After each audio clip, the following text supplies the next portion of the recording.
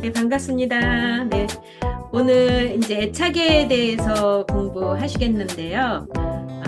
굉장히 일상적인 이야기예요. 그런데 학문적인 용어로 하면 선생님들이 조금 낯설 수가 있어요. 뭐 애착, 정신화, 접근성, 가용성 이러면 그 용어가 좀 낯설어서 저거 무슨 소린가 할 수 있는데 그 용어는 그냥 용어로 두시고 의미만 이해하시면 아주 일상적인 이야기거든요. 그래서 이제 어태치먼트 그러면 애착이잖아요. 애착이라는 의미 자체가 뭔가 이렇게 붙는다, 연결된다, 결속된다, 접촉된다 이야기잖아요. 근데 디태치먼트 하면 뭔가가 분리된다, 거리감이 생긴다, 연결이 끊긴다, 단절된다 이런 이야기죠. 그래서 우리가 흔히 있는 이야기인데 애착, 탈애착 이러면 조금 낯설죠.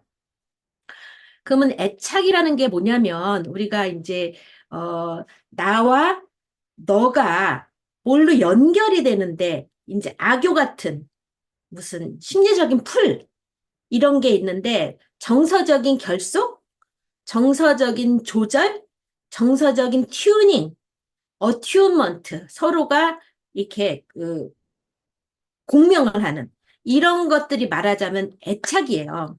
그리고 탈애착이라는 거는 정서적인 조절이 끊겨 있는 건데, 그러면 애착이라는 것이 어떻게 정서적으로 우리가 연결이 되냐? 정서적으로 연결이 된다라는 거는 굉장히 민감한 반응, 은밀히 듣는 그런 게 필요한데, 민감한 반응에서의 키워드가 뭐냐면 not knowing. 나는 알고 있는 게 없다. 내가 빈손을 갖고 접근을 해야 알아져요. 너에 대한 민감한 반응이라는 거는 온전히 내려놓고 너를 들어봐야 되거든요. 그러니까 귀를 열고 마음을 열고 눈을 열고 모든 감각을 열고 너에게 민감하게 반응한다라는 거는 내가 갖고 있는 거를 너한테 넣는다가 아니라 나는 알고 있지 않다. 그런데 나는 알고 싶다. 이런 것이 키워드거든요, 애착에서. 그래서 애착의 시작은 not knowing. 나는 모릅니다. 그런데 알고 싶습니다. 그래서 어떻게 하냐면 mindful. 마음을 활짝 열어서 mindful. 마음을 활짝 열어서 귀를 기울이고 마음으로 마음을 헤아리는 거. 이게 민감한 반응인데 이것을 우리가 애착 이론에서 얘기할 때는 정신화하기, 멘탈라이제이션 이렇게 이야기를 해요. 그래서 정신화하기 그럼 저게 뭔 소리야 그러잖아요. 그런데 그냥 지금 말씀드린 대로 마음으로 마음을 헤아리고 아주 센서티브 리스판스를 해갖고 나는 너를 모르지만 너를 알고자 온 마음을 열고 있어.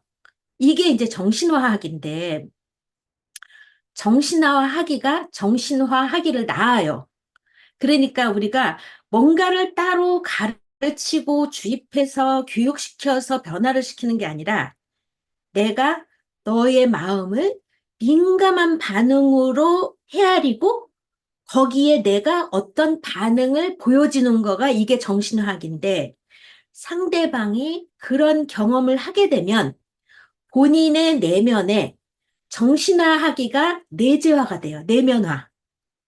그래서 정신화하기를 경험하면 정신화하기가 가능해져요. 그래서 정신화하기가 정신화하기를 낳는다. 이렇게 되는 거죠. 그런데 지금과 같이 아주 민감하게 나는 모른다. not knowing. 너에 대해서 알고 싶다.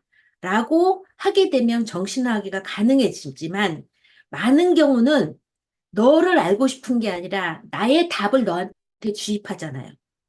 나의 답을 너한테 주입하기 때문에 내가 너를 알고 싶다라는 마인드풀니스, 마음을 활짝 열고 awareness, 알아차리고 사고를 하고 온 집중을 너하고 동일시하면서 너의 모르는 부분을 내가 탐색해 나간다라는 정신화하기가 태도가 아니라 내가 알고 있는 거를 너한테 알려준다.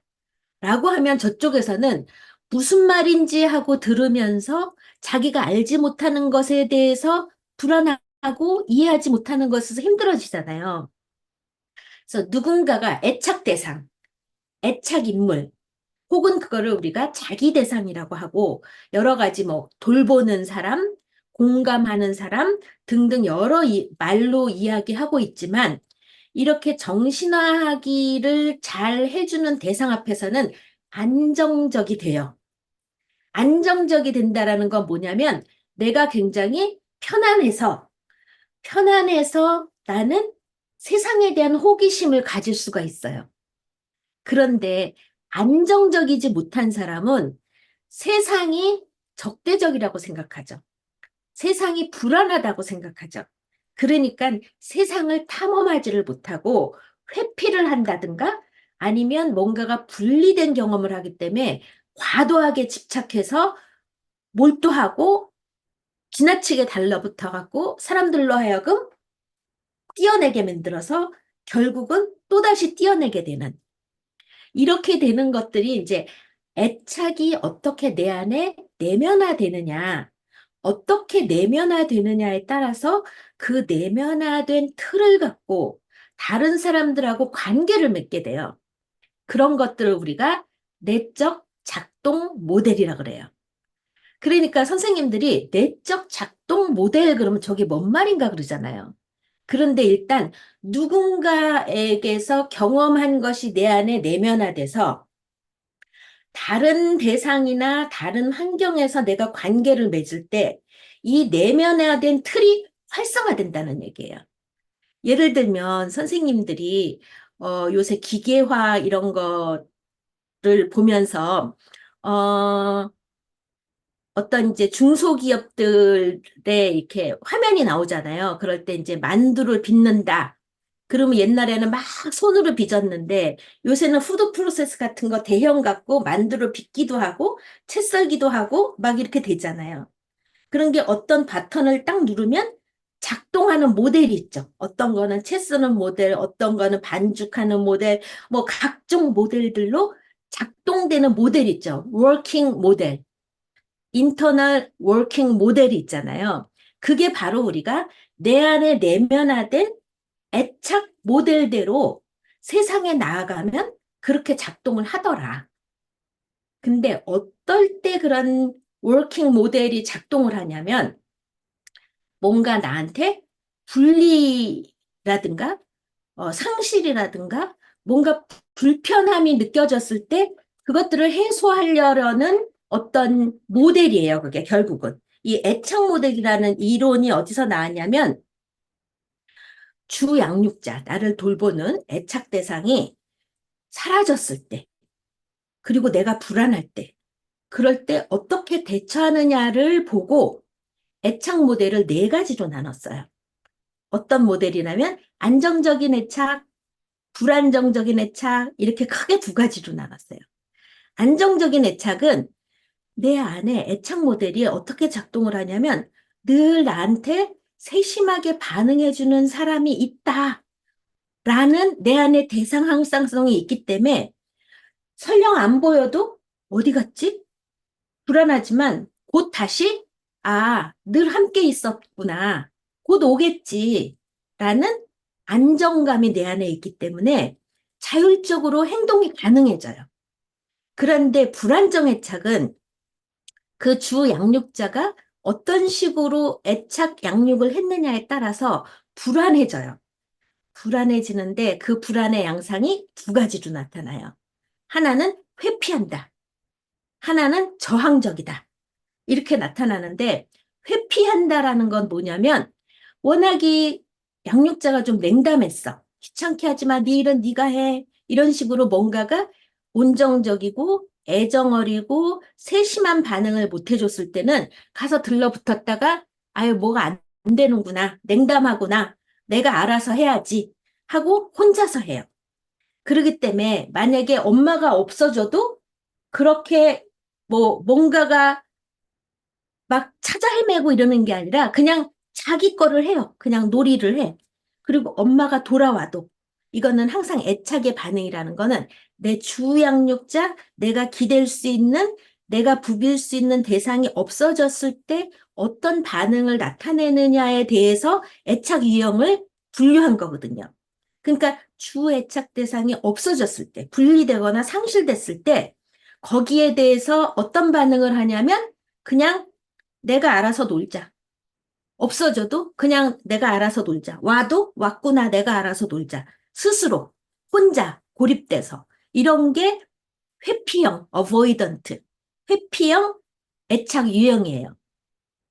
또 하나는 뭐냐면 분리되거나 상실됐을 때 엄청나게 저항을 하는 거야. 막 울어제끼고 힘들어하고 막 들러붙는 대상이 없으니까 힘들어해요. 그러면 애착 대상이 분리되고 상실됐다가 다시 나타났을 때도 막 난리를 치고 막 힘들게 하고 울고불고 난리가 나요. 그런데 문제는 뭐냐면 그러면 안정적으로 잘 애착이 되느냐가 아니라 안아주려고 하면 또 발버둥을 치고 버팅겨요.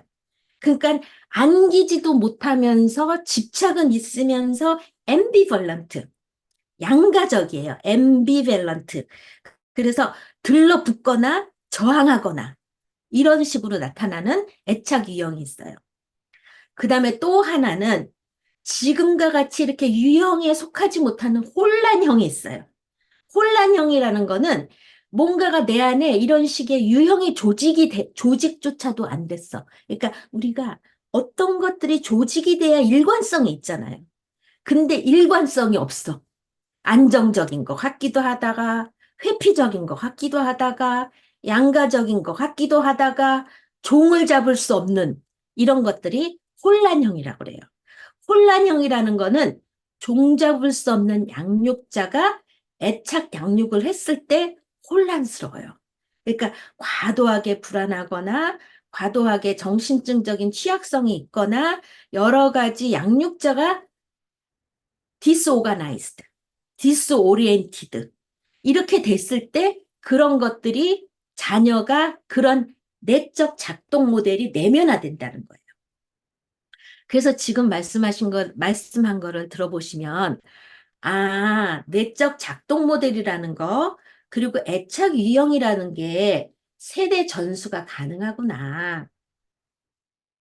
그래서 우리가, 아이가 태어나기 전에 주 양육자의 애착 유형을 인터뷰를 해요. 여러 가지를 통해서 인터뷰를 해서 주 양육자의 애착 유형이 안정적인지, 불안정적인지, 또 불안정적인 거에서 회피적인지, 저항적인지, 또다시 하나 더 혼란적인지를 주 양육자의 애착 유형을 한번 인터뷰를 통해서 분류를 해보고, 그 다음에 아이가 태어나서 아이의 이 애착 유형은 안정적이다. 그 얘기는 뭐냐면, 유아기 때 애착 유형이 한번 워킹 모델로 내 안에 internalization, 내면화가 되면은 그것들이 스테빌리티, 안정적으로 영구하게 유지가 되더라. 라는 특성을 갖고 있어요. 그래서 그거를 어떻게 실험을 하냐면, 어, 영아기에, 유아기에 엄마가 아이를 어떻게 케어하느냐를 관찰을 해요. 아이가 막 배고파서 우는데 엄마가 아이의 언어는 그냥 다 울음이잖아요. 배고파도 울음, 졸려도 울음, 불편해도 울음, 싸도 울음, 다 울음이잖아요. 근데 그 비언어적인 울음이라는 하나를 갖고 엄마가 어떻게 아이의 마음을 헤아려서 먹여줘야 되는지, 재워줘야 되는지, 입혀줘야 되는지, 벗겨줘야 되는지, sensitive response, 민감한 반응을 하느냐에 따라서 아이의 워킹 모델이 내면화가 되는 거예요. 아주 영아기 때부터. 그래서 영아기에 아기가 태어났을 때 주 양육자하고 이제 사인을 해요. 어느 정도 기간 동안 내가, 2, 3주 동안 몇 시간 동안 너하고 아이의 인터랙션, 상호작용을 내가 한번 관찰하겠다. 라고 사인을 하고 관찰을 해보면 어떤 엄마는 굉장히 센시티브 리스판스를 해서 아이에게 좋은 멘탈라이제이션, 좋은 마음과 마음을 헤아리는 경험을 인터널라이제이션, 내면화할 수 있게 양육을 해요. 그렇게 유아기 때, 인펀트 시절에 그거를 이제 관찰을 해서 분류를 하고, 다음에 타들러, 걸음마기, 걸음마기의 그 분류대로 다시 검사를 하고, 그 다음에 애덜트, 성인이 됐을 때 다시 검사를 해봤더니, 스테빌러티, 이 애착 유형이 비교적 안정적으로 유지되고 있더라. 라고 이야기가 되고 있는 거예요. 그러면 이 내적, 내적 작동 모델이 스테이블하다면, 변화가 없다면, 우리는 이런 공부를 할 필요가 있을까? 라는 질문이 나오죠. 근데 굉장히 스테이블하지만 우리는 누군가의 안정 애착을 통해서 이 불안정 애착이 안정 애착으로 변모될 수 있더라. 트랜스포메이션이 가능하더라. 그래서 우리가 이 공부를 하는 거예요.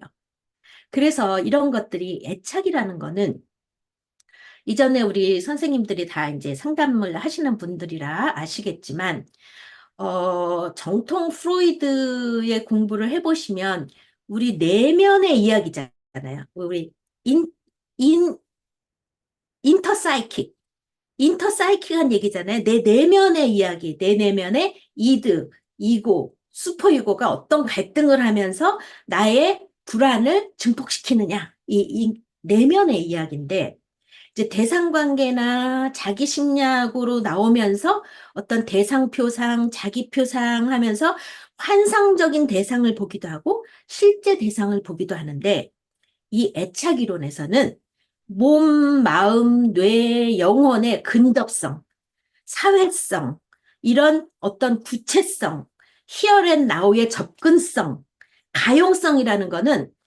내가 지금 뭔가가 필요한데 엄마의 비빌 언덕이 있어서 내가 비빌 언덕을 사용할 수 있나? 그걸 가용성이라고 해요. availability. 사용할 수 있나? 아니면 내가 가서 좀 비빌 수 있나? accessibility. 접근할 수 있나? 아니면 가까이 갈 수 있나? proximity. 이런 것들이 실제 대상, 현실, here and now, 함께함, 시공간의 공유, 이런 것들이 애착이론이에요.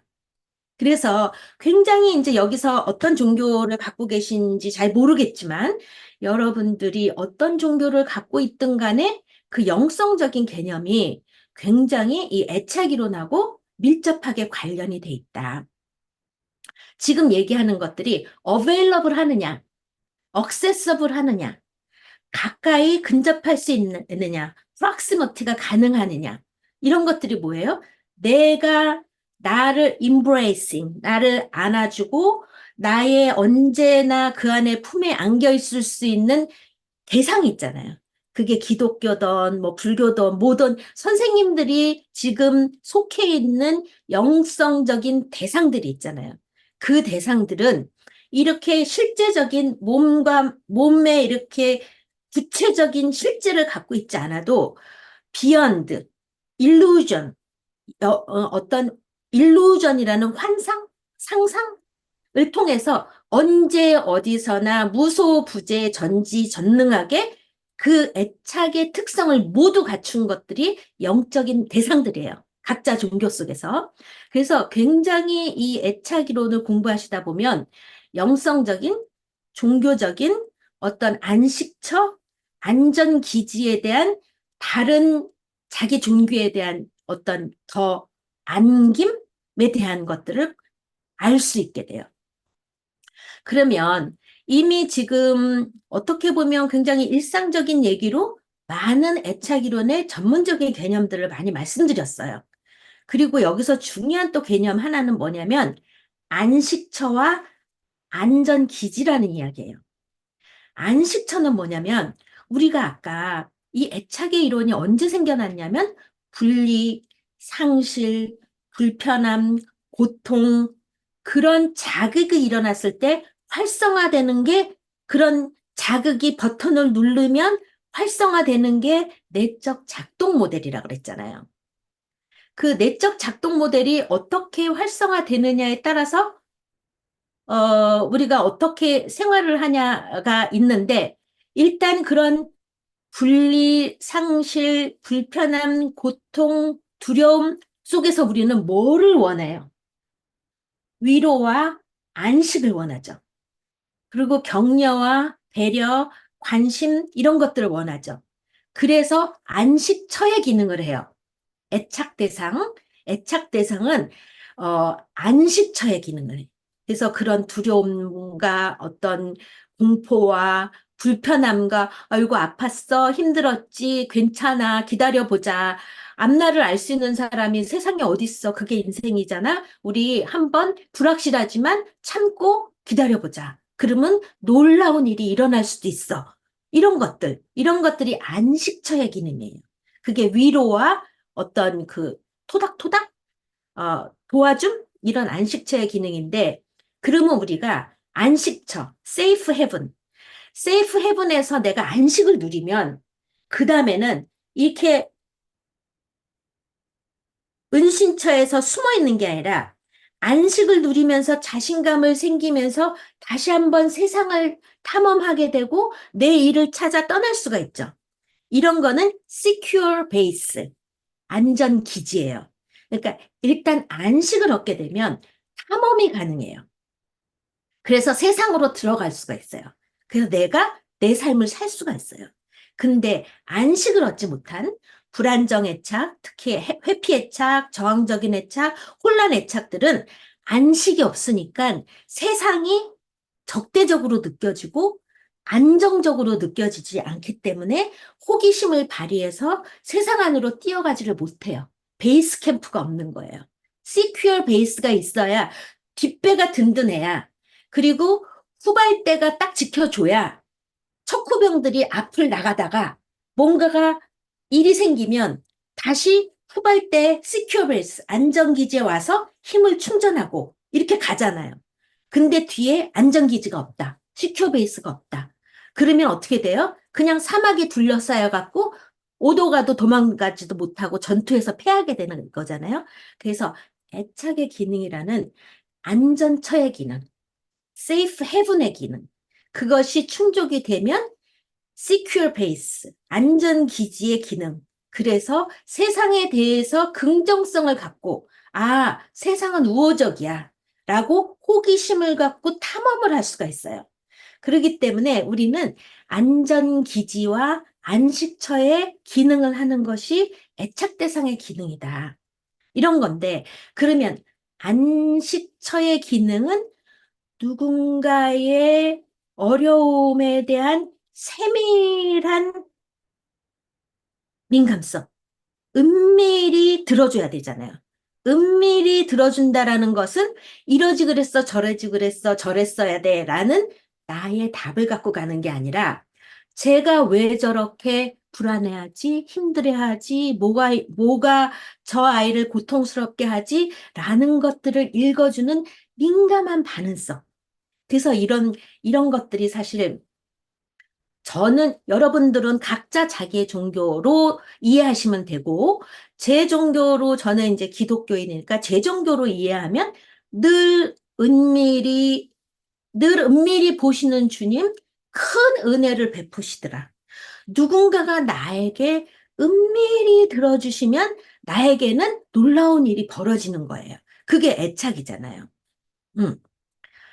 그런데 이제 늘 은밀히 들어주려면 내가 눈이 뜨이고 귀가 뜨이고 말이 뜨이고 마음이 열려야 되잖아요. 그런데 우리는 귀머거리를 보게 하시는, 귀머거리를 듣게 하시는, 소경을 보게 하시는, 벙어리를 말하게 하시는. 여기서 중요한 거는 뭐는? 신맹, 블라인드 마인드, 마인드 블라인드니스. 신맹을 열게 하시는. 신맹이 열어지려면 이 블라인드 마인드, 눈이 안 보이는 것처럼 귀가 안 들리는 것처럼 말을 못하는 것처럼 마음을 못헤아리는 마음을 못헤아리는 블라인드 마인드를 오픈하게 해주는 것들은 어떤 경험이냐? 세심한 반응성을 경험하게 해주는 거예요. 그래서 불안정 애착 이런 여러 가지 어려움 속에 있는 분들이 상담실에 오면 어떤 경험을 하냐면 여태까지는 무관심, 방임, 혹은 심지어는 학대, 뭐, 어, 비난, 냉소적임, 뭐 이런 경험을 했었는데 상담실에 왔더니 50분 동안 나의 일거수일투족, 숨 쉬는 거, 눈초리, 모든 것을 나한테 초집중을 하고 나한테 센시티브 리스판스를 하는 거예요. 이런 경험 자체가 교정적 정서 체험이에요. 이제까지 해보지 못한 corrective emotional experience, 교정적 정서 체험. 아니면 이제껏 해보지 못한 교정적 관계 체험이에요. corrective relational experience. 그렇게 되면 변모가 일어나요. 누군가의, 그러니까 우리가 치료가 따로 있는 게 아니라 지금 내가 어떤 관계를 맺고 있느냐, 이 관계가 어떻게 내면화되느냐가 치료예요. 우리가 네 얘기를 다 들어보고 정보를 입수해서 진단한 다음에 치료하자가 아니라 네 얘기를 다 듣는 그 자체가 치료예요. 왜냐하면 불안정 애착이나 이런 여러 그 애착 외상을 입은 분들은, 애착 외상을 입은 분들은 자기 이야기를 못해요. 왜냐하면 내 이야기가 들려지는 경험을 못했기 때문에 말이 짧아. 네, 아니요? 혹은 뭐 이런 정도로 뭐 이렇게 그, 그 키워드 정도만 던지지 구체와 명료와 감정을 실어서 자기의 셀프 내러티브, 자기의 내러티브를 일관성 있게 구체적으로 잘 전달하는 기능이 발달되지 않았어요. 왜냐하면 누군가가 들어주는 사람이 없었기 때문에. 그랬는데 상담 현장에서 누군가가 내 얘기를 들어주네? 그러면 점점 짧은 말이 길어지고 일관성 없던 것들이 일관성이 생기고 기억에서 묻혀있던 것들이 생겨나면서 이야기가 풍부해지고 자기의 조각조각 판편에 되어 있던 기억의 조각들이 코이시브, 일관성이 있게 응집성이 있게 나의 내러티브가 생겨요. 그게 곧 치료예요. 그래서 치료가 따로 있는 게 아니에요. 그래서 애착이론에서 상담이다라는 것은 우리가 어떤 매뉴얼대로 이런 뭐 메이저 디프레시브 디스오더 어, 우울증 뭐 하여튼 뭐 정신분열증 무슨 증 해갖고 이게 증거 기반한 어떤 매뉴얼에 따른 상담이 아니라 plain old 테라피라고 얘기해요. plain 아주 평범하고 상식적이야. old 오래전부터 전통적으로 내려왔어. 그런 테라피야. 이렇게 얘기하는 게 애착 이론의 상담 기법이라면 기법이죠. 기법이 없는 기법. 그 얘기는 뭐냐면 상식적이야 플레인. 뭐예요? 엄마 손은 약손, 아기 배는 똥배 하면서 아기의 어떤 힘든 거를 내가 위로해주고 완화시켜주고 불편을 감소시켜주는 아주 플레인, 올드, 예전부터 내려오던 그런 테라피. 그게 뭐예요? 우리가 수천 년 동안 애착을 해왔던, 애착 관계를 유지해왔던 것들을 살려내자라는 게 애착이론의 상담이에요. 그러면 우리가 굉장히 오랫동안 사용한 plain old therapy인데 왜 그 언어를 잃어버렸을까? 잊혀진 언어를 되찾아야 되는데 지금 사회가 피로사회, 굉장히 성취사회, 그리고 논리와 이성의 사회잖아요. 근데 애착은 뭐냐면 아까 나와 너를 연결시켜주는 심리적인 악요가 애착이라고 그랬는데 이 애착은 논리와 이성과 성취와 성공이 아니라 정서적인 조율이에요. 그러니까 우리는 이 정서라는 언어를 너무나 많이 잊었어요. 그래서 잊어버린 언어를 되찾아오려면 쉽지가 않아요. 그 이야기가 제가 이제 자주 사용하는 은유인데, 선생님들이 거진다 여기 지금 오른손잡이잖아요. 거진다 오른손잡인데, 아, 내가 왼손을 좀 잘 써봐야 되겠다. 그런데 한번 선생님들이 이 닦을 때 왼손으로 써보고, 청소기 돌릴 때 왼손으로 해보고, 글 쓸 때 왼손으로 쓰고, 뭐든지 한번 왼손으로 해봐요. 잊혀진 기능을 되찾기는 쉽지가 않아요.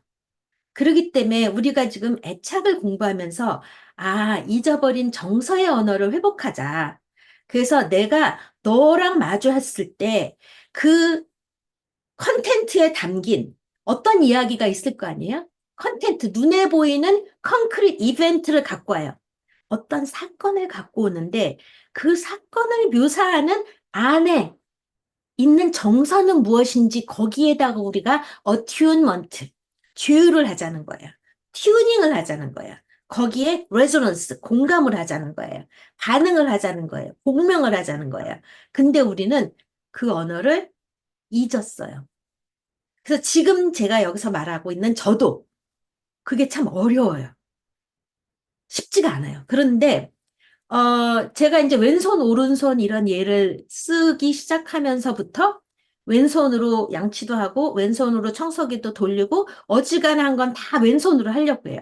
정수기 누를 때도 어지간하면 왼손으로 누르고 하다 보니까 많이 익숙해지더라고요. 하지만 바쁘거나 뭐 그럴 땐 자연스럽게 오른손이 나오죠.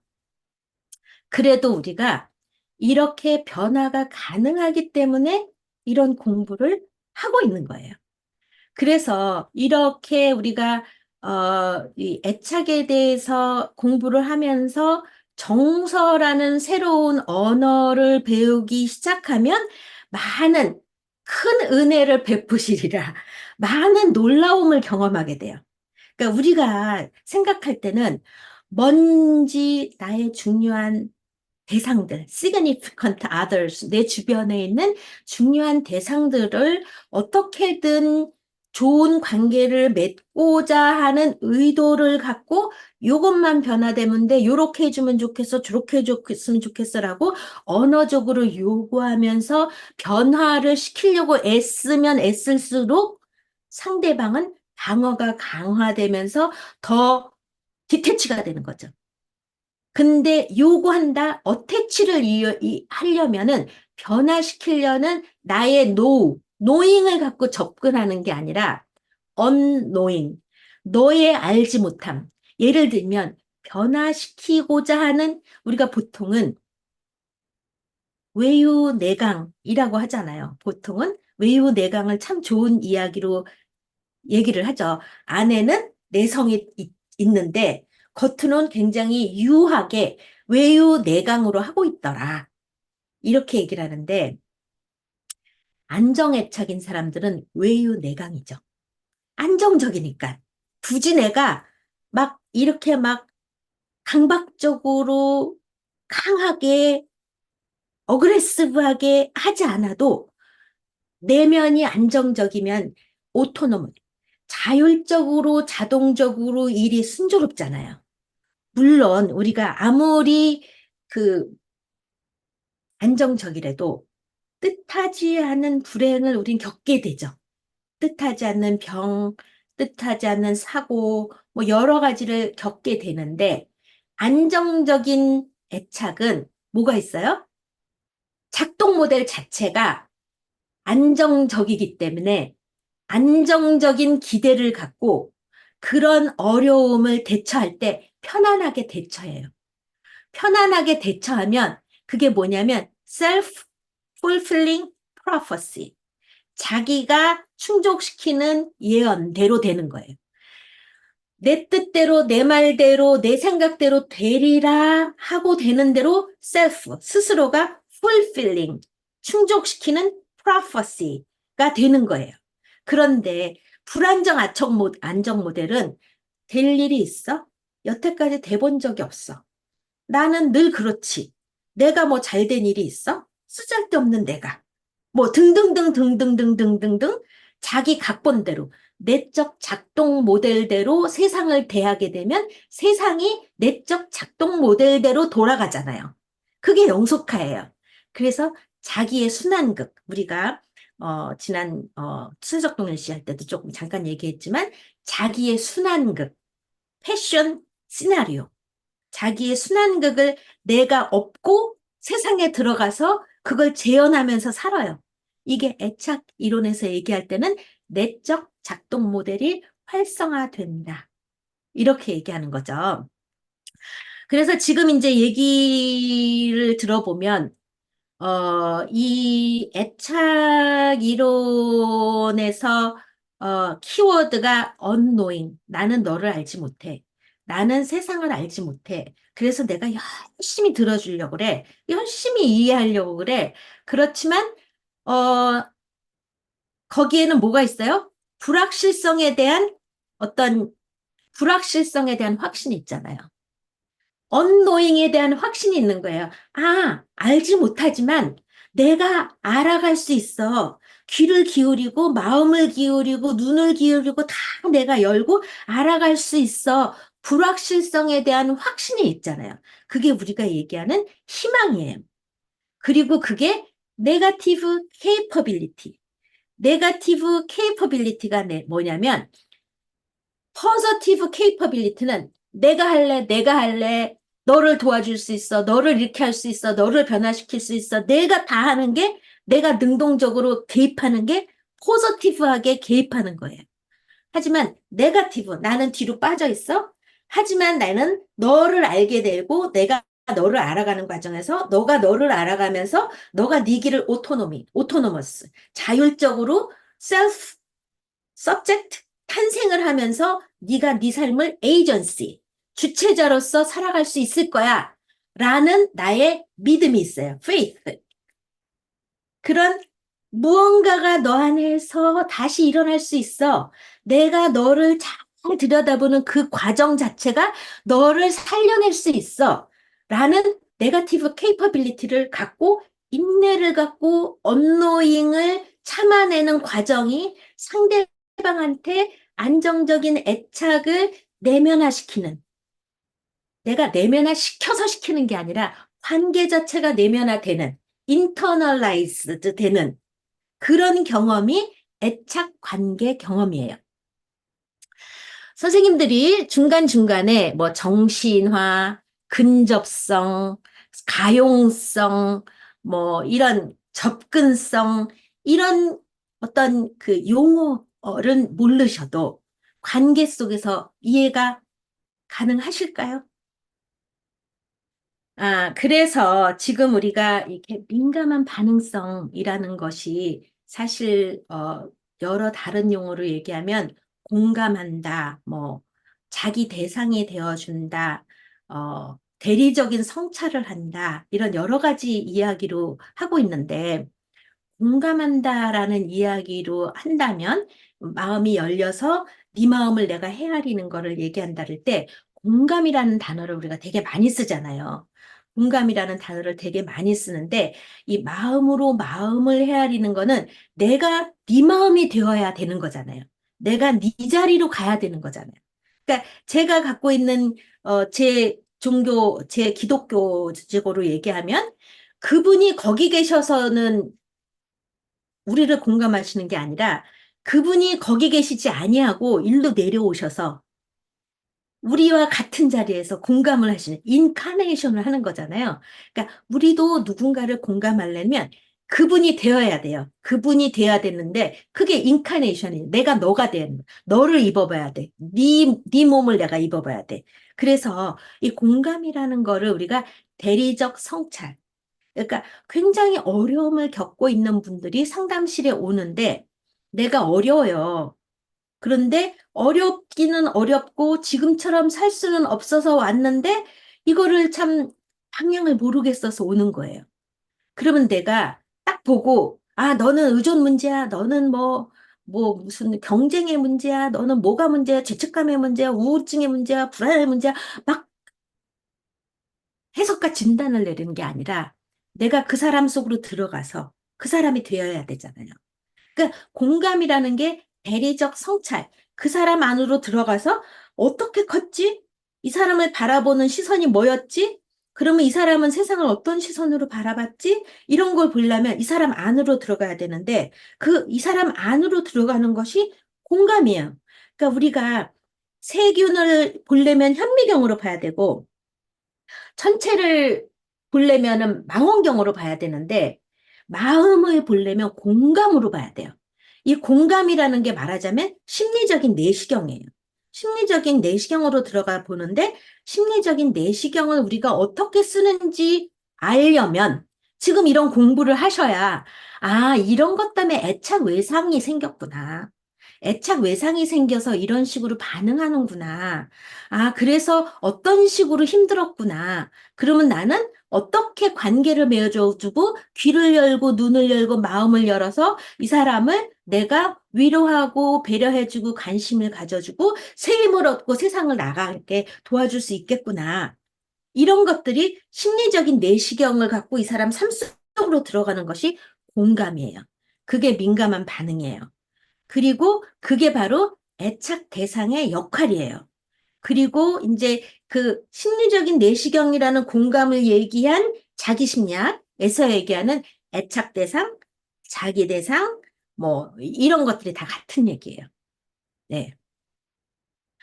그러면 우리가 내가 너의 애착 대상이 되어줄 때 나는 대상으로만 존재하나?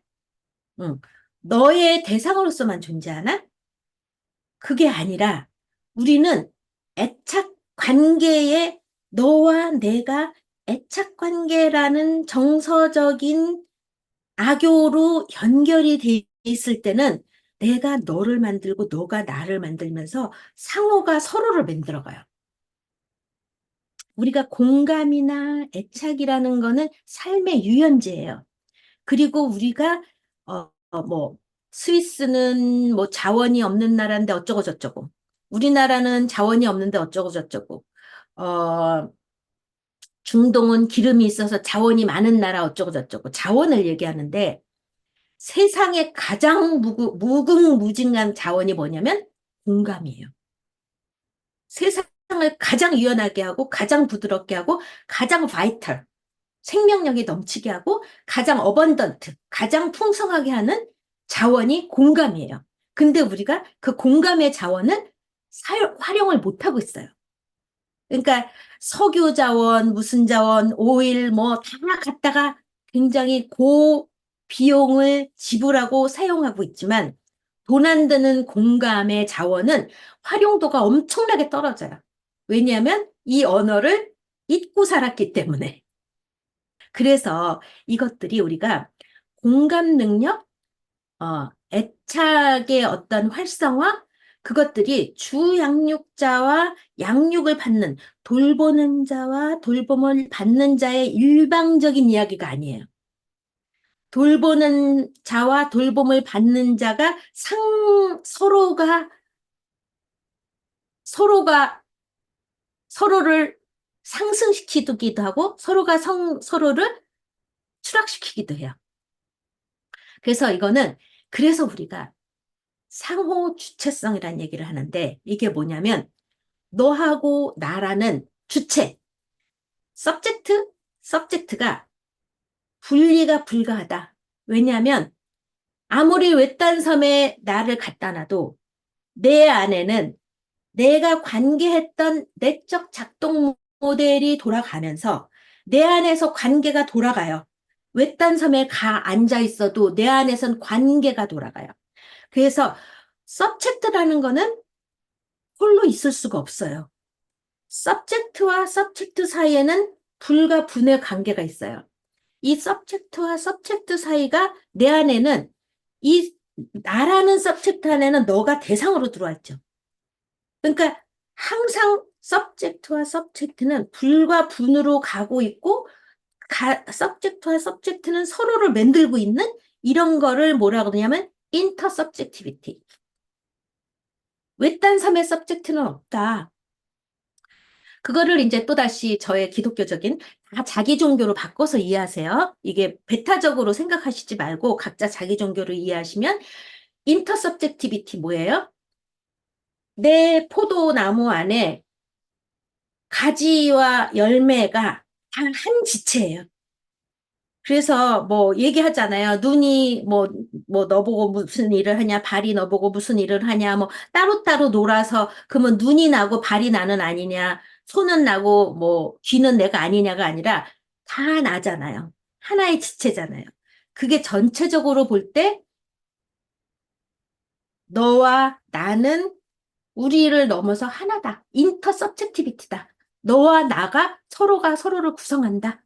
그래서 이 애착이론에서 영적인 개념으로 넘어가면서 어떤 이야기를 하냐면 이 민감하게 반응하는 선생님들이 굉장히 피곤하거나 힘들거나 고통스럽거나 뭐 병들거나 지치거나 할 때 리조트를 가잖아요.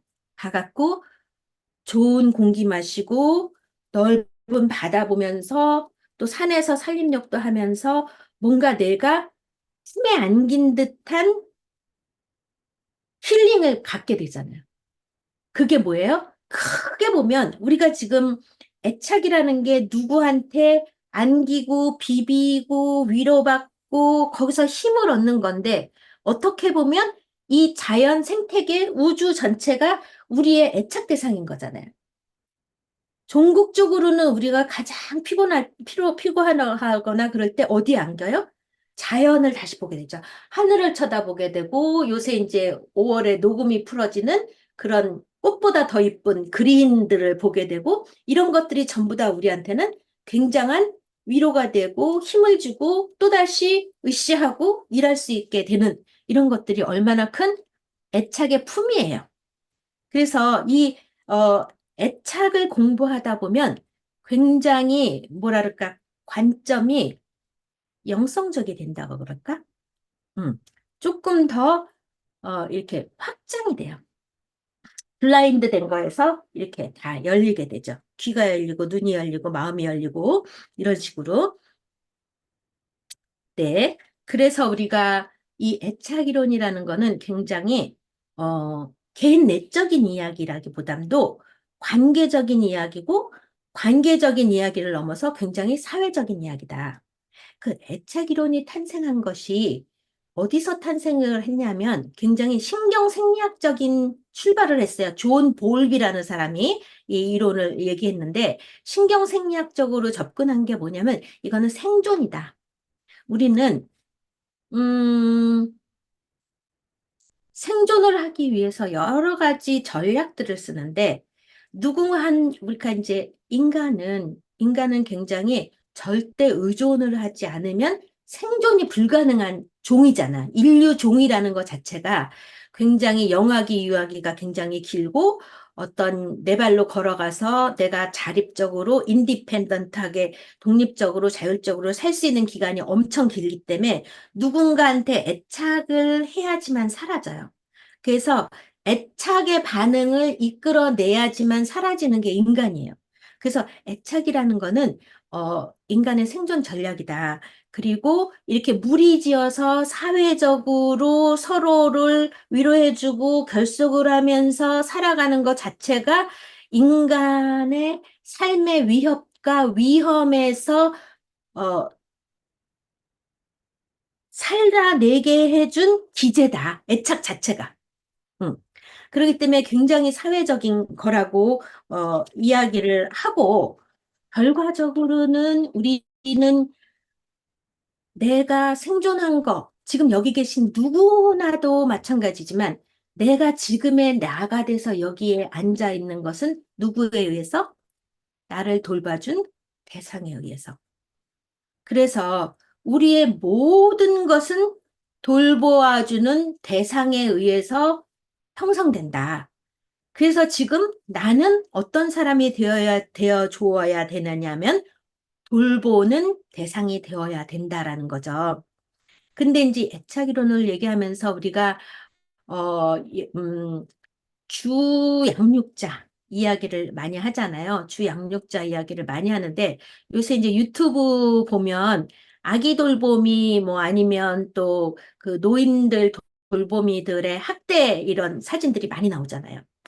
그러니까 이제 어, 돌보미의 손을 우리가 빌리지 않을 수는 없는데 이제 맞벌이도 하고 여러 가지 직장 단절이, 경력 단절이 안 되기 위해서 돌보미의 힘을 빌리지 않을 수 없는데, 그러면 돌보미가 많은 시간을 아이를 돌보고 나는 시간적으로 굉장히 짧게 아이를 돌보는데 이게 커버가 가능하냐? 라는 질문들을 많이 하죠.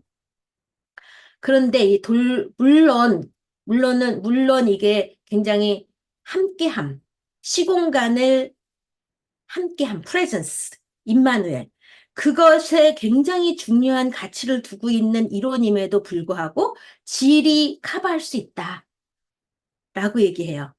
질이 커버할 수 있다라고 얘기하고 아무리 직장 엄마들 뭐 주양육자가 아이하고 가용적이지 않고 접근성이 떨어지더라도 아주 짧은 시간의 접근성 안에서 아이를 얼마나 안정적으로 잘 그 내면화를 시킬 수 있느냐에 따라서 질이 양을 커버할 수 있다. 물론 양까지 겸비하면 좋겠지만 음, 이렇게 얘기하면서 어떤 비유를 쓰고 있냐면 주양육자의 이런 주양육자의 아기하고의 동일시하는 것은 마치 빛의 강도로 따지면 번갯불과 같은 강도를 갖고 있다. 근데 사이드 돌보미들이 많이 있잖아요. 그분들을 굳이 비유로 얘기하자면 반딧불에 비교한다. 이렇게 극적으로 얘기할 정도로 주양육자의 어, 일차적인 모성 몰두만큼 아이의 필요와 그런 비언어적인 언어를 동일시해서 읽어줘서 반응해 줄 수 있는 것들은 주양육자. 요새는 뭐 아버지도 되고 뭐 많이 되지만 하여튼 많은 경우 어머니의 빛으로 비교한다면 번갯불과 반딧불에 비교할 정도다. 라는 거죠. 그러니까 이제 우리가 이제 아기를 낳고 기르면서 많은 갈등을 하잖아요. 여기 보면은 다들 그 혼란의 시기는 다 지나온 나이로 보이는데 이제 여성들이 이제 직장 다니는 동료들을 만나게 되면 아이를 기르는 엄마들은 어떤 얘기를 하냐면 난 집에서 놀아. 나 아무것도 안 해. 이렇게 얘기를 해요. 근데 직장 다닌 것보다 지금 어마무시한 우주를 만들어가고 있는 게 아무것도 안 해. 나 집에서 놀아. 이렇게 표현할 수 있는 이거는 프라이슬리스한 일이거든요. 그러니까 우리가 스스로가 지금 아까 얘기한 것처럼 이 피로사회, 경쟁사회, 성취사회, 성공사회 이런 것 때문에 이 정서적인 자원, 공감의 자원은 무가치한 걸로 돼 있어. 근데 어마무시한 가치야. 같은 단어야. 프라이슬리스예요. 값어치가 없는 것도 프라이슬리스고 값으로 매길 수 없는 것도 프라이슬리스잖아요. 그러니까 이게 사람을 만드는 정서에 투자하는 거, 튜닝하고 이런 모든 것들이 아무것도 안 해 집에서 놀아로 표현될 수 있는 일이 아닌 거예요. 그러니까 우리가 이 그 가부장적인 사회, 이런 어떤 하이어라키 이런 사회에서는 이 모성의 역할들이 우리도 그 역할을 하고 있는 스스로가 자기 비하를 하고 있는 거예요. 아무것도 안 해. 집에서 놀아. 엄청난 일을 하는 거죠. 그거 굉장한 일을 하는 거잖아요. 엄청난 대가를 치르고. 그래서 이거 대상관계나 애착이론으로 얘기할 때는 이런 정신화 멘탈라이제이션, 그러니까 마음으로 헤아려서 마음을 이해하는 그런 경험을 하고 그것들이 내재화돼서 내가 그런 사람으로 되기까지 이런 대상 항상성, internal working 모델이 내 안에 internalize, 내면화 되기까지가 그냥 뭐 숫자로 얘기하는 거는 굉장히 보편적으로 얘기하는 거죠. 사람마다 다르잖아요. 한 살에 걷는 애, 두 살에 걷는 애, 뭐, 세 살 돼도 기저귀 못 되는 애 다 다르기 때문에 보편적으로 얘기하면 만 3세 정도다 이야기를 해요. 그래서 가능하면 만 2세, 3세까지는 주 양육자가 양육하면 좋다라는 이론적인 이야기지만 우리는 이론대로는 살 수 없고 타협을 하면서 차선을 어떻게 할 것인가. 아까 진로 양을 극복한다든가 여러 가지 뭐 방법을 대처하면서 살 수가 있겠죠. 그래서 이제 이 공감에 대한 이야기를 했고요.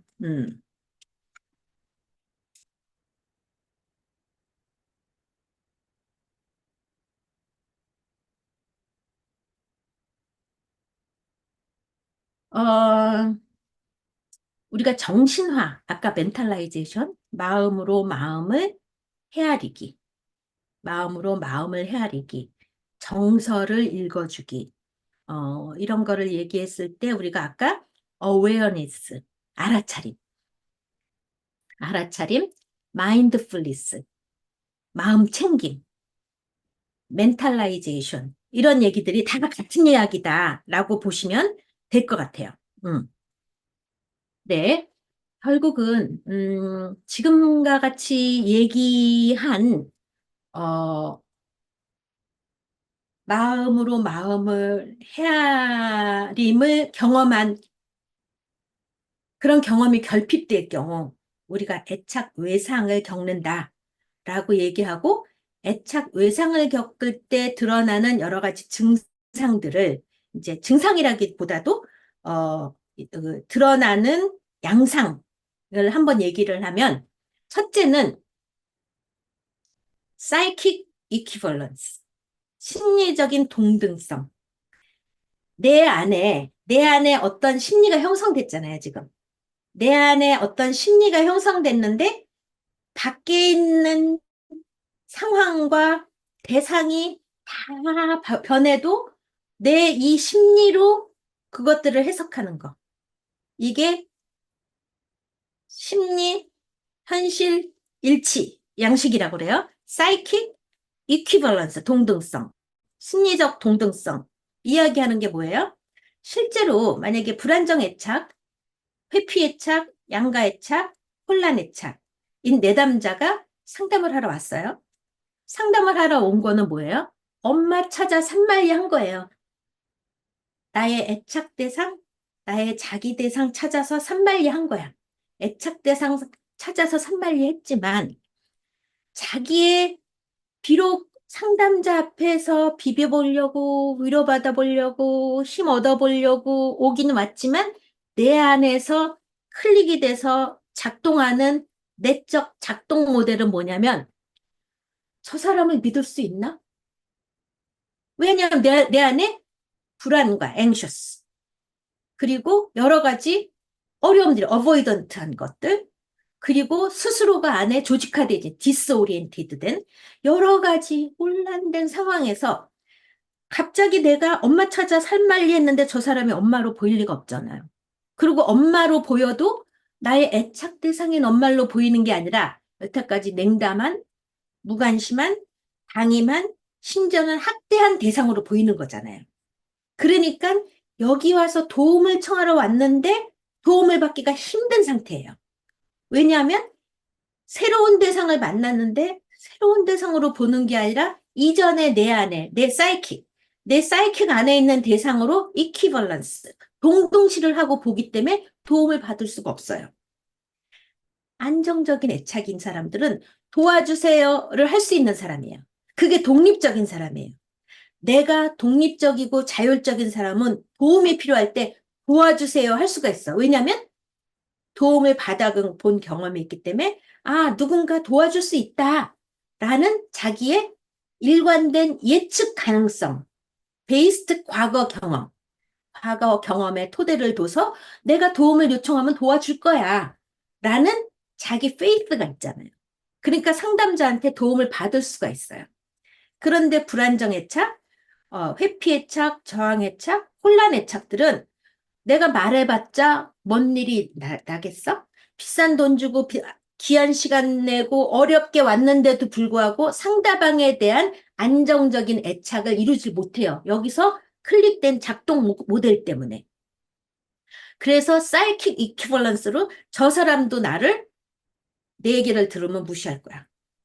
저 사람도 겉으로는 저렇게 상담자 연 하고 앉아있지만 돈 벌기 위해서 저런 거겠지.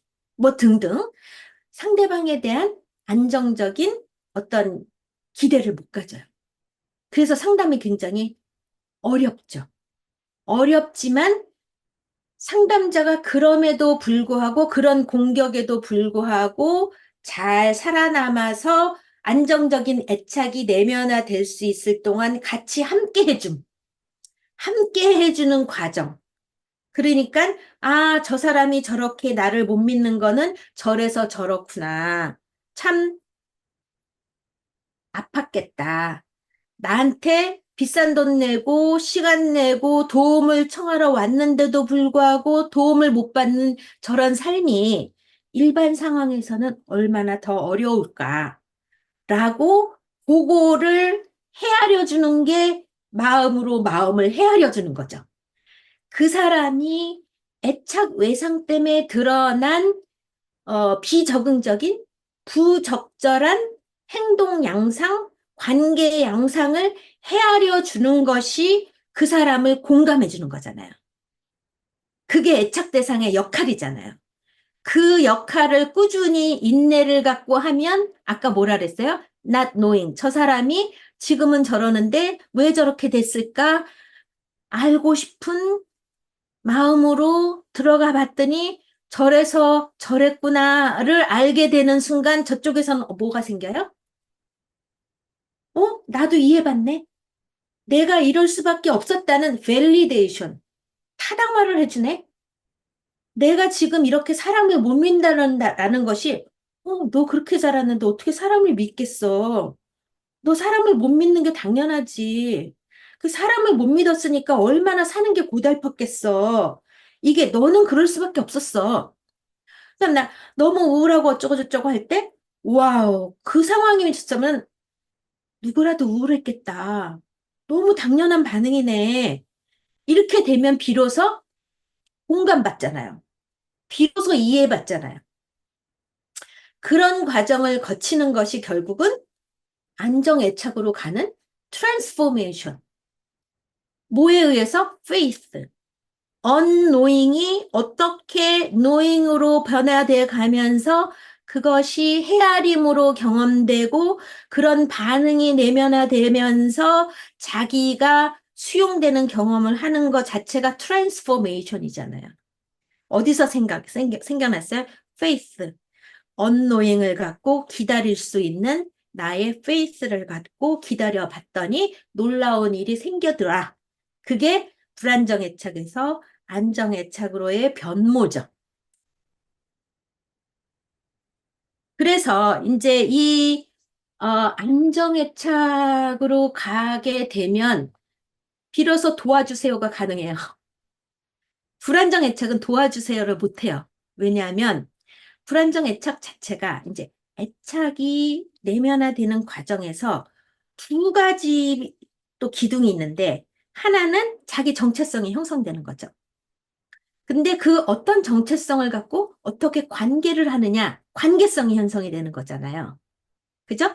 관계성과 정체성이 형성이 되는데 결국 이 두 가지가 뭐냐면 관계하는 방식이 인터널라이즈 돼갖고 반복되는 이야기로 내적 작동 모델로 활성화되는 거잖아요. 그죠? 그러니까 결국은 이 내적 작동 모델이라는 거는 뭐냐면 타인에게 의지할 수 있는 양상, 반응, 이런 거예요. 타인한테 의지된 경험이 있는 사람은 아, 의지가 가능하구나 라고 의지하고 도와주세요가 가능해요. 근데 타인에게 의지돼 본 경험이 없는 사람은 도와주세요를 못해요. 왜냐하면 자기 정체감, 도움을 받은 사람이 못돼. 너는 쓰잘데없는 아이야. 너는 뭐 하는 아이야. 이렇게 냉담한 방임된 무시된 경험을 한 사람은 그 소리대도 자기를 무시하기 때문에 자기는 누구한테 도움을 요청할 수 있는 자기라고 감히 생각을 못해요. 관계를 못해요. 그래서 이 애착틀이라는 거는 뭐냐면 내가 의존할 수 있느냐, 의지할 수 있느냐라는 토대예요. 그래서 우리가 생각할 때는 아까도 얘기한 것처럼 독립, 성취, 경쟁, 성공 이런 거는 뭐예요? 의존하면 안 돼라는 전제가 깔려 있잖아요. 그게 그 자체가 벌써 우리가 굉장히 이 정서적인 상호주체적인 상호의존적인 인간 본질을 외면한 거예요. 상호의존적인 것이 얼마나 우리가 되돌아가야 할 인간의 본질인지를 애착이론에서 다시 얘기하고 있어요. 우리는 주체와 주체가 주체로서 성숙해야 상호의존이 가능해요. 주체와 주체가 상호 의존이 안 될 때는 종속이 된다든가 융합이 된다든가 미분화가 된다든가 네 문제가 내 문제가 얽혀갖고 내 것 때문에 너를 미워하고 네 것 때문에 내가 바보가 되고 막 얽히고 설키는 게 미분화된 상황이에요. 그런데 주체와 주체가 주체로서 쓸 때는 상호 의존이 가능해요. 그래서 상호 의존이라는 거는 굉장한 성숙한 의존이에요. 종속적인 의존도 아니고 미분화된 융합된 의존도 아니고 퓨전된 것도 아니고 undifferentiated 미분화된 것도 아니고 예. 제가 영어를 많이 단어들을 사용하는 것은 짧은 영어지만 단어들을 사용하는 거는 여기 몇몇 분들이 한글 용어가 익숙치 않으신 분들이 계셔서 부족한데도 불구하고 영어를 자꾸 넣고 있습니다. 네. 그래서 네. 우리는 상호 의존을 되찾아야 돼요. 독립이라는 우상에 갇혀 있으면 안 돼요. 그러니까 우리가 심리적인 발달 단계를 보면 절대 의존에서 상대 의존에서 독립을 향하여 이게 우리 심리적인 성숙의 단계잖아요. 근데 우리가 다시 애착이론이나 어떤 영성적인 거로 갈 때는 상호 의존이 그 하나에 넘어서예요. 상호 의존이 하나 넘어서고 또 상호 의존을 더 넘어서는 우리는 그분한테 절대적인 서렌더, 내어놓음, 내려놓음. 이건 굴종도 아니고 복종도 아니고 절대적인 내어맡김. 이런 것들이 완전히 또 다른 절대 의존으로 가는 거죠. 그러니까 의존에 대한 개념이 많이 달라졌죠.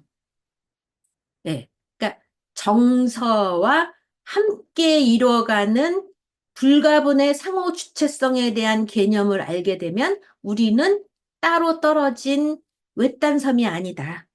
손에 손잡고 하나의 지체로서 상호 의존하면서 우주적인 부분으로서 우주적인 지체로서 세상을 살아가는 어떤 상호 의존적인 관계다.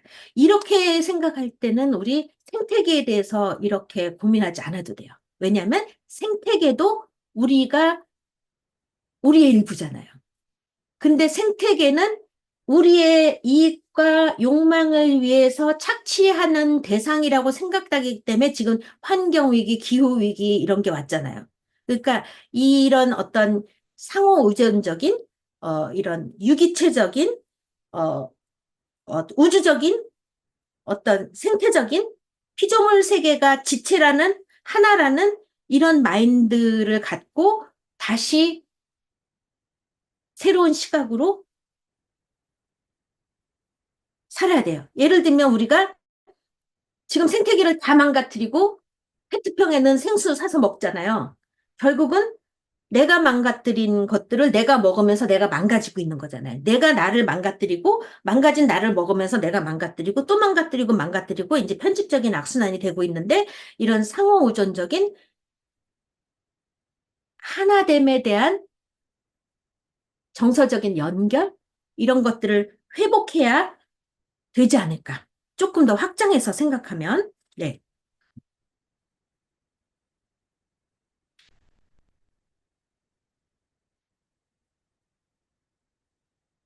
네, 그래서 아까 이제 그 애착 외상을 당했을 때의 한 가지 나타내는 양상은 사이킥 이퀴벌런스. 내 내면의 경험 틀로 세상을 바라보는 거. 그러니까 저분은 지금 나를 도와주려고 앉아 있는 분인데도 불구하고 나를 무시하는 사람으로 바라보는. 또, 뭐, 천사인데 악마로 보는. 쉽게 얘기하면 그런 식의 사이킥 이퀴벌런스를 하거나 또 하나는 뭐냐면 가장하는 거야. 그렇다고 치고라고 하는 건데 이게 아까는 세상이랑 나랑 내 마음대로 굴러간다. 내가 보는 대로 세상은 굴러간다라고 생각하는 굉장히 원초적인 미성숙한 프리미티브한 세상 시각을 갖고 있다면 이거는 또 정반대로 현실하고 나하고 완전히 디태치된 거예요. 예를 들면 지금 저 사람이 나를 이해하고 있지 않은데 마치 나를 이해하고 있는 걸로 착각을 한다든가 아니면 둘이서 같이 이야기를 하고 있는데 마치 진심 어린 속마음을 얘기한다라고 생각하고 속마음을 얘기한다고 하면서 자기한테 자기가 속아갖고 상투적인 얘기들, 일반적인 얘기들, 전문적인 얘기들, 뭐 이런 얘기를 하면서 아, 오늘 도움이 많이 됐어요. 뭐 아주 유익한 시간이었어요. 이렇게 pretend, 가장하는 거. 이런 것들이 어떻게 보면 어, 이제 다른 얘기를 하면 거짓짜기로 사는 거잖아요. false self, 거짓짜기로 살고 있으면서 그것이 현실인 양 사는 거. 이런 것들이 이제 가장하는 거죠. 그러니까 애착이 안정적이면 만약에 내가 이해를 못했어요, 내가 힘들었어요, 이런 게 가능한데 힘들어도 안 힘든 척, 해결이 안 된데도 해결된 척, 도움을 못 받았으면서도 도움 받은 척하는 거, 프리텐드 하는 거. 그러니까 착한 척, 노도 못하고, 아, 네네네네네, 좋아요. 근데 사실은 나는 싫은 거였어. 그러면 상대방은 좋은 건 줄 알아. 그래서, 아, 잘 됐구나 했는데 사실은 잘 된 게 아니었어. 이런 것들이 프리텐드 모드죠. 그러니까 안정애착인 경우에는 속마음을 못 내놓기 때문에 프리텐드로 관계를 해요. 프리텐드로 관계하는데 프리텐드로 관계하고 있다라는 거를 인지를 못해요. 왜냐하면 자기는 애착 대상이 나한테 허용적이고 수용적이고 배려, 애정 어린, 온정 어린 대상이 아니었기 때문에 그 마음에 맞춰서 내 마음은 숨기고 살았잖아요. 아, 그 마음이 맞아요. 네, 좋아요. 아, 잘 됐어요. 지금 아주 흡족해요. 이러고 맞추고 살았잖아. 그러기 때문에 그게 자기의 현실인 줄 알아요. 그래서 프리텐드 모두가 실제 현실인 줄 알고 살기 때문에 자기도 자기를 모르고 또 만약에 상담자가 자기도 자기 전능성을 갖고 싶잖아요.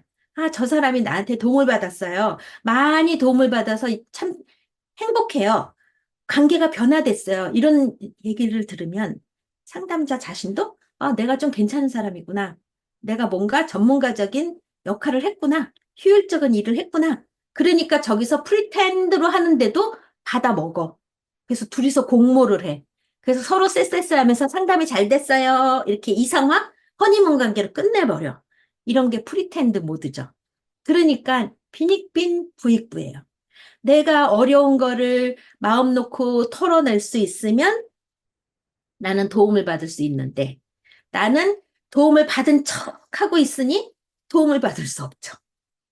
그래서 애착 외상의 또 다른 키워드, 계속 키워드라니까 좀 헷갈리실 것 같은데 애착 외상의 또 다른 키워드는 홀로, 고립돼요. 이게 키워드예요. 왜냐하면 애착이라는 게 연결된 경험이 애착이잖아요. 연결된 경험을 못했기 때문에 홀로 고립되어 외로이 해결했잖아요. 근데 내가 불편하고 억울한 일을 당했을 때 누군가가 그랬어, 그랬구나, 어쩌면 좋아, 막 이런 거 경험이 없는 것 자체가 누적이 되면 홀로 외로이 떨어져서 외떨어진 상태로 있는 것들이 누적되면 외상이 되더라예요. 그러니까 우리는 홀로 외로이가 아니라 one single person, 단 하나의 누군가가 나의 어려움을 헤아려 줄 수 있다면 그것은 아무리 어려운, 그러니까 외상의 트라우마틱한 강도가 중요한 게 아니라 외상의 강도가 아무리 커도 one single person이 있으면 외상으로 가지는 않는다는 거예요.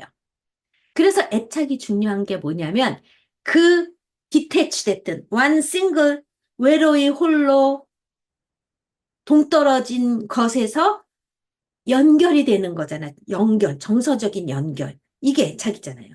애착 외상에서 회복되는 길이다. 그리고 이제 처음에는 마음과 현실의 일치, psychic reality equivalence를 봤다면 두 번째는 pretend mode가 외상의 특징이다. 이런 단어들은 모르셔도 돼요. 제가 말씀드린 그런 에피소드만 기억하고 있으면 아, 그 얘기가 그 얘기구나. 그리고 또 한 가지는 행동지향적인 모드가 있어요. 행동지향적인 모드는 텔리올로지칼, 텔리가 목적이잖아요. 목적지향적인 모드. 텔리올로지칼 모드가 뭐냐면은 어떤 일이 생겼어. 불안해, 우울해, 힘들어, 고통스러워. 그러면 우리는 이것들을 unknowing, 뜻하지 않은 것들이 생겼을 때 나한테 왜 이런 일이, 내가 왜 췌장암이야, 내가 왜 뭐야 뭐 하면서 왜 이런 일이 라고 하는 게 아니라 바로 내가 어떤 불안이나 불편함이나 고통이 오면 어떻게든 바로 해소하려고 술을 마신다? 뭐 난잡한 성관계를 한다? 쇼핑을 돌아다닌다? 아니면 약물을 남용한다? 뭐 등등 어떤 행동 지향적인 목적 지향적인 바로바로 그걸 해소해버리는 이런 행동 양상을 보인다. 이게 애착 외상을 입은 사람들의 부적응적인 행동 양상 세 개예요. 그래서 우리는 충동적이고 아주 즉각적인 해소 행동을 한다는 것 자체가 그러니까 막 먹는다. 막 무조건 잔다. 뭐 여러 가지 사람마다 자기가 이런 어떤 떨쳐버리려는. 그런데 떨쳐지기보다는 그 행동을 함으로써 사실은 그 순간에는 떨쳐지지만 그렇게 함으로써 바로 후회가 되는. 내가 왜 그렇게 폭식을 했지? 내가 왜 이렇게 술을 먹었지? 내가 왜 그렇게 물질, 뭐, 마약, 뭐, 약, 뭐, 이런 것들을 했지? 바로 자기감이 떨어지는. 그래서 또 홀로 왜 떨어져서 힘들어지는. 그래서 외상이 강화되는 이런 부적응적인 부적절한 행동으로 해소시키려는 것들이 행동지향적인 거예요. 그래서 우리가 애착 외상을 입은 사람들이 보여주는 행동적인 특징 요 세 가지를 보시면 조금 그분들을 이걸로 비난하는 게 아니라 이분들이 그렇게 어려워서 요런 식으로라도 복구해 보려는 엄청난 노력이었다. 그런데 엄청난 노력이었는데 그것들이 노력으로서 결과를 갖고 온 게 아니라 도리어 헛된 시도가 됐다. 이게 우리가 다음번 세 번째 강의에서 할 수 있는 중독에 대한 내용이에요. 이 보기에는 굉장히 부적절하고 부적응적이고 해로운 결과를 양성하는데도 불구하고 이분들에게는 자기가 갖고 있는 현재 자원으로 할 수 있는 복구 시도였던 거예요. 그래서 그 복구 시도라는 것에 대한 헤아림, 수용, 인정. 그래서 우리가 그것들을 그 복구 시도를 깨부수려고 왜 술 마셨어? 술 마시지 마. 왜 그래서 그만 먹어. 뭐 등등 뭐뭐 하지 마. 뭐뭐 하지 마. 해갖고 우리가 그 시도가 변화가 되면야 우리는 그렇게 하지만 그렇게 하면 할수록 더 그것이 강화되잖아요. 더 불안해지고 더 우울하고 더 불안하기 때문에. 그럴 때는 뭐냐면 어떤 연유에서 저렇게 어떻게 보면 굉장히 내강 외우.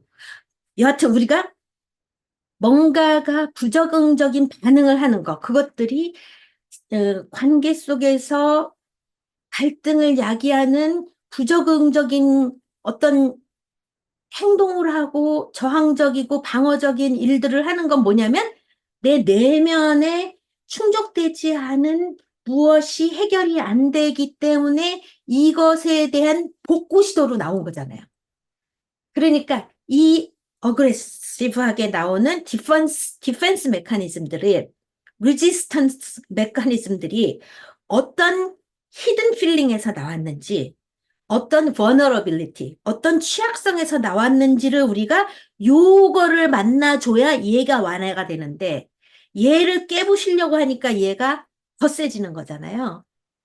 그게 바로 요 히든 필링. 그거를 읽어주는 게 지금 애착에서 마음으로 마음을 이해해주기. 이런 거라고 볼 수 있으면 돼요. 네.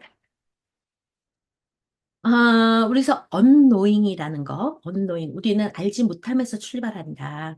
너를 알려고 내가 온 마음과 몸과 영혼과 정성을 다해서 너를 마음으로 헤아려 주려고 노력을 한다. 이런 것들이 이제 정신화의 내가 하고 있는 상담자의 태도고 지금 여기 있는 모든 분들이 서로 돌보고 돌봄을 받는 관계에서 우리가 가져야 할 태도다. 나는 너를 알아. 너는 이것만 바뀌면 돼. 이거는 우리는 알고 있다라는 오만에서 시작하는 거잖아요. 그러니까 우리는 모른다라고 겸손한 자세에서 시작해야 된다. 그리고 절망적이다라는 것 자체가 엄청나게 오만이라는 거예요.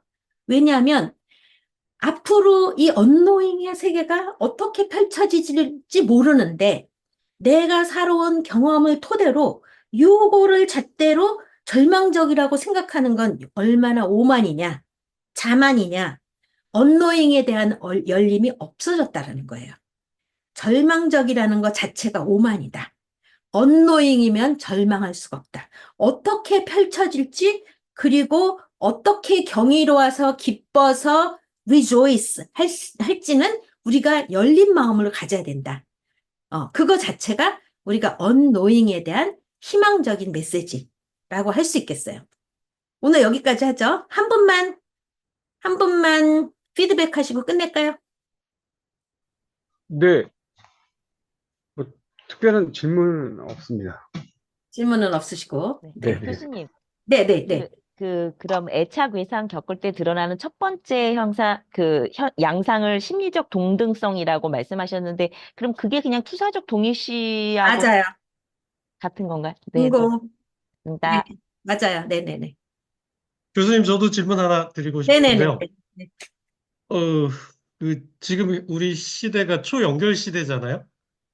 초연결 시대, 초밀착 시대로 가고 있는데, 그러니까 어떤 뭐 SNS 사회관계망 같은 그런 과학의 발전으로 초연결 시대가 되어가고 있는데, 그러니까 그러니까 교회 공동체가 위기를 맞지 않을까, 살아남을 수 있을까, 없을까, 이런 질문도 던져지게 되는데, 애착 이론의 관점에서 봤을 때, 이 SNS, 사회관계망 시스템들이 애착 대상의 역할을 할 수 있을지, 좀 교수님께서는 어떻게 생각하시는지 좀 궁금하고요. 어, 네.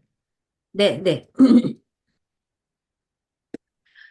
어, 이 애착이론이라는 게 아까 말씀드린 것처럼 몸, 마음, 뇌, 영혼의 근접성, 가용성, 접근성 이런 것들을 이야기하는 거잖아요.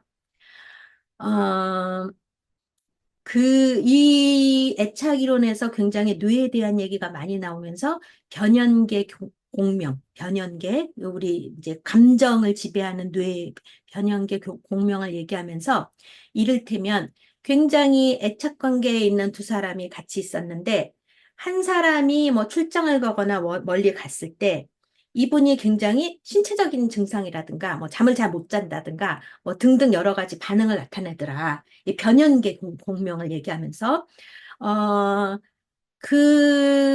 그러는 이야기는 뭐냐면 우리가 선생님 어 요번 달이 5월, 가정의 달이잖아요. 뭐, 어버이주일, 뭐, 어머니주일, 아버지주일, 뭐, 스승의 날, 뭐, 등등등등 다 있는데, 그럼 우리가 여기서 이렇게 안 만나고 만나잖아.